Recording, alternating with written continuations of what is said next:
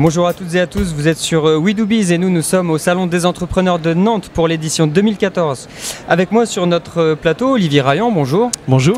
Olivier Raillant, vous êtes président de l'entreprise Tracers Technologies. Oui. Alors il est question de code barre, mais code barre c'est une entreprise qui date de 2011, donc on est dans les codes barres intelligents. Voilà, c'est ça. Nous avons inventé un code barre intelligent pour le suivi et la traçabilité de la chaîne du froid. Notre unité de mesure étant la palette ou le colis, donc on surveille la température du colis ou de la palette pendant toute la durée de sa vie. Et on s'intéresse uniquement à ça, on ne s'intéresse pas à la température du frigo ou la température de la remorque, du contenant en fait, d'où est placé ce colis.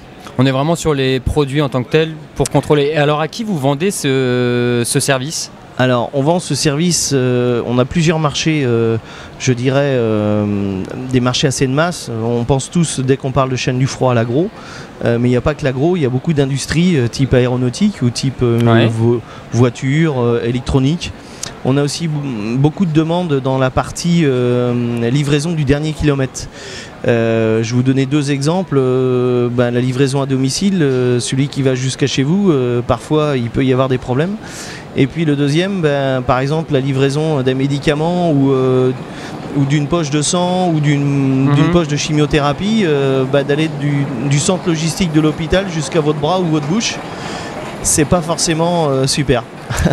Alors Olivier Raillant, vous me disiez avant de démarrer l'interview qu'avant de créer cette entreprise-là, vous étiez salarié d'une autre entreprise. Oui. Qu'est-ce qui vous a incité à sauter le pas et à vous lancer dans cette aventure ? Alors en fait, l'idée générale ou l'idée générique de notre entreprise était de dire mais pourquoi on sait si bien tracer le contenant mais pas le contenu. Donc on a creusé, on a fait une étude de marché et puis à un moment donné vous vous passionnez par le projet, vous vous passionnez par la logistique du froid, vous vous passionnez par les gens que vous rencontrez.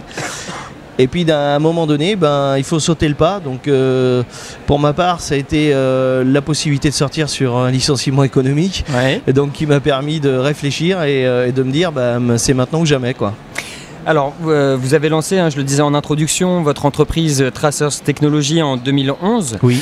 Depuis 2011, quels sont, la vie d'un entrepreneur, c'est pas un long fleuve tranquille. Quels sont les moments difficiles que vous avez pu vivre ? Alors, moi, je dirais, il y a beaucoup de moments difficiles.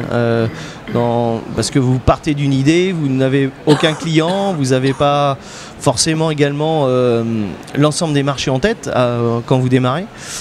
Donc vous avez beaucoup de surprises parce que forcément comme vous êtes jeune entrepreneur, vous essuyez un petit peu les plates de pas mal de choses. Je dirais qu'il y a 80% de choses que vous connaissez pas, donc vous découvrez et vous faites bien ou vous faites mal. De toute façon vous faites des bêtises, ça je vous rassure tout de suite. Je dirais que Alors un cas concret, vraiment l'exemple qui vous vient en tête quand on vous dit galère de chef d'entreprise. Le financement par exemple. Le financement, il y a beaucoup de plateformes, beaucoup d'interlocuteurs. Donc il faut choisir le bon interlocuteur, il faut choisir le bon réseau, il faut choisir pourquoi pas la bonne banque également, parce que c'est une question d'homme, c'est pas une question d'étiquette, une question de couleur, d'enseigne, c'est vraiment une question d'homme, c'est convaincre que votre projet c'est peut-être le projet de l'année. Vous savez, les Facebook, les Amazon, personne n'y croyait au départ et pourtant on sait ce que c'est devenu.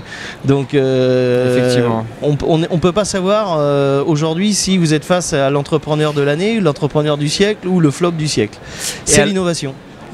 Et alors, quand on est face à une difficulté en tant que chef d'entreprise, comment est-ce qu'on fait pour rebondir ? Alors je dirais que le point central ou le point clé, en tout cas pour ma part, c'est la famille. C'est-à-dire que c'est un projet familial avec la personne avec qui vous vivez, avec vos enfants. Ça doit être un socle très solide parce qu'il y a vraiment des moments de doute. Et il y a aussi des moments pas très drôles sur des refus, sur des gens qui sont parfois maladroits à échanger avec vous.